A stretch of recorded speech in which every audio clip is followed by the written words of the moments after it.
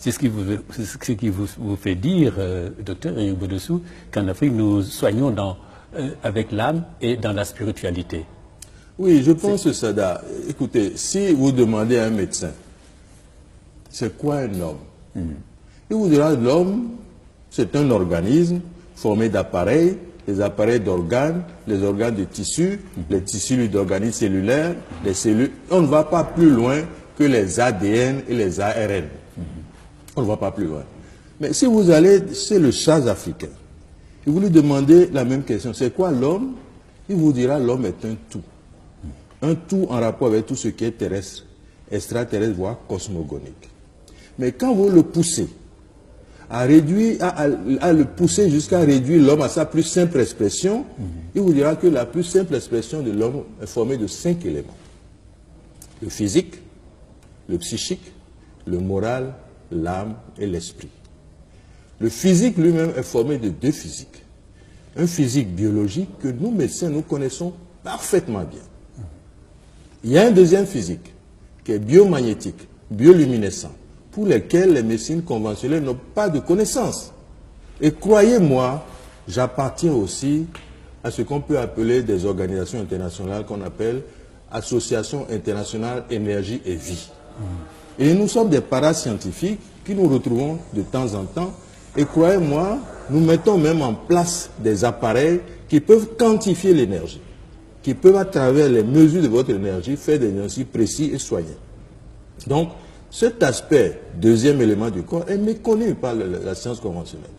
Le deuxième élément, le psy, je l'appelle, excusez-moi, la poubelle de la médecine conventionnelle. Je suis aussi médecin, c'est ma poubelle. Parce que vous êtes adulte, vous savez que vous êtes malade. On vous passe au scanner, on ne trouve aucun diagnostic. On dit votre maladie est psychique ou psychosomatique. Et on vous jette dans ce panier. Évidemment, comme l'homme se veut humain, eh bien, on sait que c'est des humains qui sont dans ce panier et on a créé des responsables de ce panier. C'est les psychiatres, les psychologues, tout ce qu'on connaît, mais qui retombent dans l'erreur du système en donnant à ces malades psy des comprimés, des piqûres. Ça n'a pas d'effet psy. Le troisième élément, c'est le moral. Le moral, c'est un peu ce qui nous différencie des animaux, Sada. De tout ce que Dieu a créé, seule la nature humaine est capable de méchancer sans raison. C'est pourquoi nous avons besoin de quelque chose pour contenir cette agressivité innée. C'est pourquoi nous disons, nous avons besoin des religions. Nous avons aussi besoin des lois. Le diable est dans les religions. Le criminel est en prison. On comprend ça.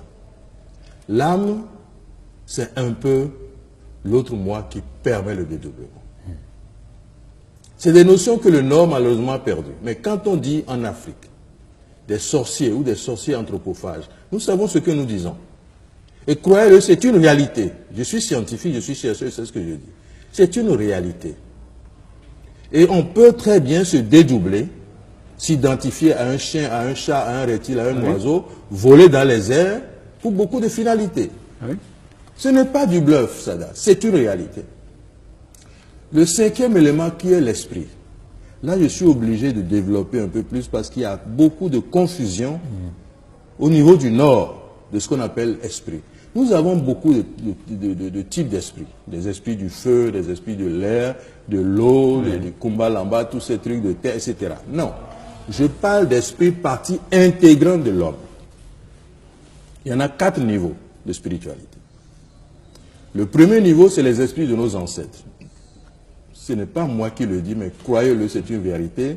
Les morts ne sont pas morts. C'est pourquoi encore la famille africaine doit être comprise comme 2 familles, une horizontale et une verticale. L'horizontale va depuis ses papas, maman, oncles, tantes, ceux qui vivent. C'est la famille horizontale. Mais la famille verticale va depuis l'ancêtre fondateur jusqu'aux descendants futurs. Il faut en tenir compte, Sada. Vous avez des gens qui sont malades, qui vont chez un guérisseur, on fait le diagnostic, la voyance, on dit, ah, ton grand-oncle, monsieur X ou Y, tu lui avais dit quand tu étais jeune, quelque chose, tu l'as offensé, eh bien, va faire tes sacrifices en son honneur et tu retrouveras la santé. Et si tu fais le sacrifice, ça se passe très bien. Il faut tenir compte de ces réalités-là. Je vais vous dire quelque chose encore qui, personnellement, m'a surpris. En 1996, j'ai amené tous les NDEPCA de Rufisque jusqu'à leur griot aux États-Unis pour soigner les Africains chez eux, les Américains chez eux. Et j'ai remarqué d'abord qu'en 10 jours, nous avons soigné plus de 600 patients par le rythme, la danse, la trance et le NDEP. Oui. Mais ce qui est aussi extraordinaire que je ne savais pas, c'est que quand vous faites un rythme lébou, c'est des types de Noirs américains qui tombent en transe. Quand vous faites un rythme bambara, c'est d'autres types qui tombent en transe. Ça veut dire que 5 siècles, parce que l'esclavage quand même, ça dure maintenant 5 siècles. 5 siècles n'ont rien changé dans ce qui est la vie de ces Noirs américains. Et par le rythme, on peut savoir moins d'où ils viennent, à peu près. Donc je pense qu'il y a un premier niveau de la spiritualité qui est les morts ne sont pas morts, la spiritualité de nos parents. Deuxième niveau, c'est un certain nombre d'esprits qui impulsent à notre planète la rotation, la giration. Et tous ceux qui font le magnétisme, ils savent très bien que c'est à partir de la rotation qu'il y a la vibration donne l'énergie, et l'énergie est vie. Et c'est des notions que la science conventionnelle ne connaît pas. Sada, aucun laboratoire au monde ne peut faire la différence entre un organe prélevé chez un vivant et le même organe prélevé chez un cadavre.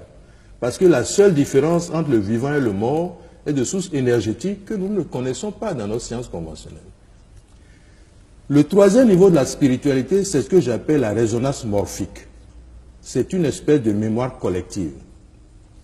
Je défie n'importe quel scientifique de prouver que quelque part dans notre tête, il y a un centre de mémoire. Non. Le centre de mémoire de l'homme est exogène à ses manifestations physiques. Donc dans la tête, en réalité, c'est comme des espèces de transistors qui est connecté à cette mémoire universelle. Et cette mémoire universelle, c'est un peu le reflet, malheureusement, mal copié du système web, du système Internet. Le système Internet n'est pas de notre génération. Ah oui. Ça existe depuis la nuit des temps. Et nos guérisseurs, nos spiritualistes africains ont accès à ça, dont les saltigués. Oui. Là où ils vont puiser l'information à travers cette corde que vous voyez avec des différents nœuds. Donc c'est important. Et le quatrième niveau de la spiritualité est constitué de 256 esprits. Bien connus, bien codifiés et encore pratiqués en Afrique par une science qu'on appelle le Fa. Donc vous voyez Sada, quand vous dites ce que signifie le concept de l'homme dans la logique conventionnelle et le concept de l'homme dans la logique traditionnelle, vous voyez un peu le monde qui est entre les deux. Il est évident que lorsque vous vous adressez au système cartésien, la limite de sa réflexion est tellement étroite qu'il ne peut pas avoir plus de succès qu'il a. Oui, ce qui fait que vous ne pouvez pas soigner de la même manière. C'est pas possible, les approches sont différentes. Les approches sont différentes, vous prenez un certain